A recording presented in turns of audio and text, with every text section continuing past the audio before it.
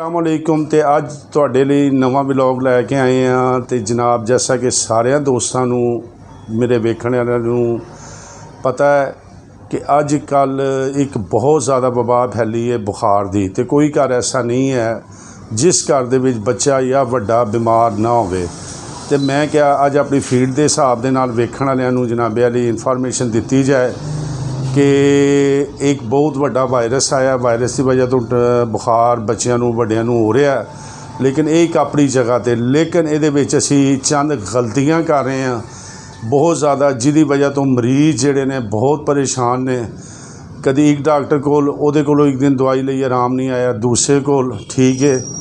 तो जनाब मैं सोचा कि अपने वेखण वालियां वास्ते अज ये इतलाह दी जाए, उन्होंने दस्या जाए कि बुखार एक अपनी जगह पर, लेकिन चंद गलतियां ऐसियां ने जिहड़ियां असी गलतियां बहुत ज़्यादा कर रहे हैं, जिहदी वजह तो यह मसला जिहड़ा ना ज़्यादा तो ज़्यादा बनता पिया।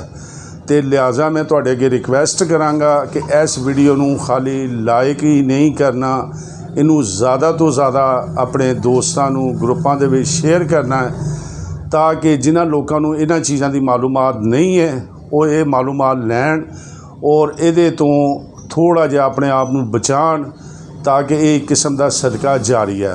हो की रहा है, बुखार हो रहा है, मरीज़ नूं सर्दी लग रही है, बुखार 102 104 तो थल्ले नहीं है।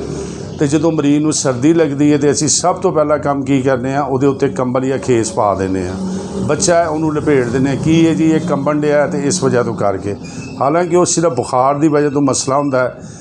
कदी भी यह गलती बिल्कुल मत करो। कदी भी किन्ना मरीज़ तुहाडा कंबदा पिया उन्होंने लपेटो ना, उहदे ते कपड़ा खेस बिल्कुल ना पाओ, उन्होंने बिल्कुल हल्का रखो, कूलर अगे पाओ, ठंडे पानी दी उन्होंने पट्टियां करो। बच्चा भी है उन्होंने ठंडे पानी दी पट्टियां करो। एक गल। नंबर 2, किसी अच्छे डॉक्टर को जाके दवाई लो। क्यों क्या जिहड़े तुसीं छोटे मोटे डॉक्टर को दवाइयां लै रहे जे, ये मुख्तलिफ किस्म दी एंटीबायोटिक ये वो इस्तेमाल करा रहे हैं, जिहदा कि हालांकि इस बुखार दे विच कोई रोल नहीं जे है। मैं बार बार कह रहा कि कोई रोल नहीं है। और मुनासब है कि एक हल्का जिहा टैसट हुंदा है CBC अपना, वो टैसट पहले लाजमी करवाओ, करवा के फिर उस तो बाद मेडिसन लवो। यह तो हो गया मेडिसन के हवाले नाल। उस तो अलावा सेब बिल्कुल एक आम सस्ता जिहा भी होया है, तो अजकल सीजन भी है, मार्केट फ्रीली अवेलेबल भी है। ज़्यादा तो ज़्यादा वह जूस बना के वो 2 या 1 नींबू निचोड़ के वो इस्तेमाल करवाओ, मुसंबी। और तीसरे नंबर पर इत्थे साडे पंजाबी च उहनूं मिठे कहंदे ने, इन्हां दा जनाबे वाली तुसीं जूस बनाओ। जूस बना के इहो जिहे मरीज़ नूं, ताकि उहदा इम्यूनिटी निज़ाम जिहड़ा अंदरों बेहतर होवे। और जिन्होंने अजे तक बुखार या इहो जी अलामात नहीं हुईयां, उन्होंने भी चाहिए कि यह खुराक का इस्तेमाल, अंडा अपनी खुराक दे विच डेली रखो। जूस, वड्डे गोश्त की यखनी, मुर्गी की यखनी, इन्हों इस्तेमाल करवाओ। और फजूल दवाइयां खाण तो इजतनाब करो। यह 2 दिन 3 दिन लेंदे जे तो 3 दिनों बाद बुखार बेहतर हो जाता है। उम्मीद है मेरी अज की यह वीडियो तुहानूं पसंद जरूर आई होएगी।